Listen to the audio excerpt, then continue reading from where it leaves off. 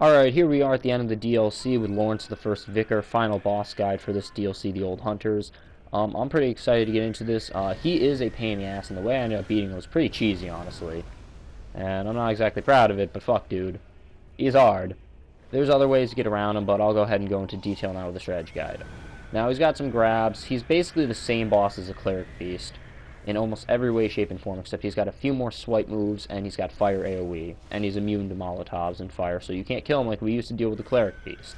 You can see his moveset's very similar, but that still doesn't change the fact that he is an extremely dangerous opponent. As the Cleric Beast, even in the beginning of the game, is kind of difficult for a new player, this boss will honestly simulate the same kind of feeling. Until you really get a feel for this DLC, I feel like he'll always be a moderate challenge, especially for a first-time solo run. So, with me, I hadn't really fought him before when I made, like, the actual video and killed him.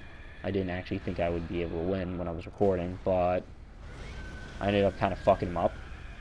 So I'm going to try to go ahead and go over everything as fairly as I can with him, because god damn it, his moveset's it's awful. It's just terrible. Like that shit. He's got leaps, he's got drop downs, he's got crazy AoEs, he's got high damage, he's got fast swipes. You can iframe through these swipes, as you can see, good rolls just in general. If you see a swipe coming and you're out in its hitbox, you can just go ahead and roll through it or iframe dash through it. He tends to fall over a lot, which can nick you for health, but if he drops directly on you, oh, it does more than just nick you for health. That's actually a forewarning to the second phase of the boss fight that he'll access around 40 or 30% health. And with that, he'll go ahead and he'll start, well, you'll see when we get to that point, because I don't want to ruin anything for anyone who doesn't want to know. But basically, when you're fighting him at this point, you just kind of keep working around the Cleric Beast. You can cripple his limbs, same old strategy, get behind him, just keep your general distance from his swipes if you can. This is a bad arena, honestly, to fight him in. His left arm will devastate you with its attacks. Very good reach, high damage. If you can cripple his left arm, I would recommend it, as just in general, fuck the Cleric Beast, and he doesn't deserve to have it. When he's doing his little fire explosion, which you'll see coming for the most part, he'll slam his palm down, he'll hesitate. Very similar to every other Souls boss that does stuff like that.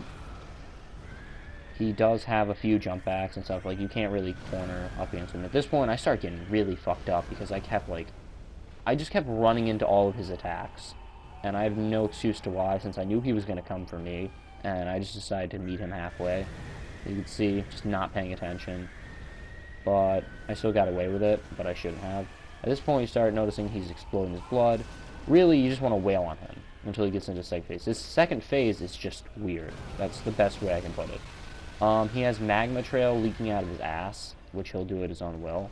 You want to swipe now instead of trying to get behind him like you normally would with the Cleric Beast.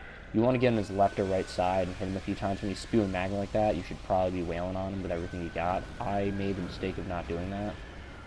When he's crawling after you, which you're going to see, his swipes are deadly, but you can iframe through them if you get the time. And with these, this part here really fucks you up in this arena.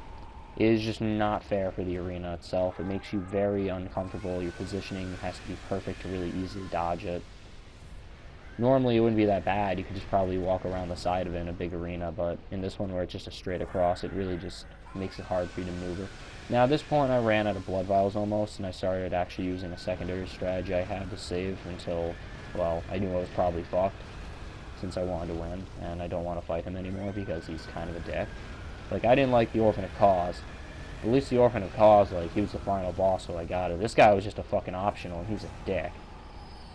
He does still have grapple moves in his first phase, besides his, regular grapple that are just notable, but at this point, if you have any ranged abilities, for just your character, like, if you're a Blood Tinge build, just do what I'm doing. Just unload on and use that Bone Marrow Ash. Even if you're not, just using some Bone Marrow Ash. You're not going to be using a lot of bolts in this fight.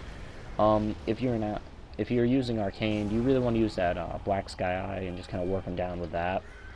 Just in general, I recommend that if you're losing blood vials like I am, normally you just, wait for him to spew his lava, and that's when you go up and hit him in the side.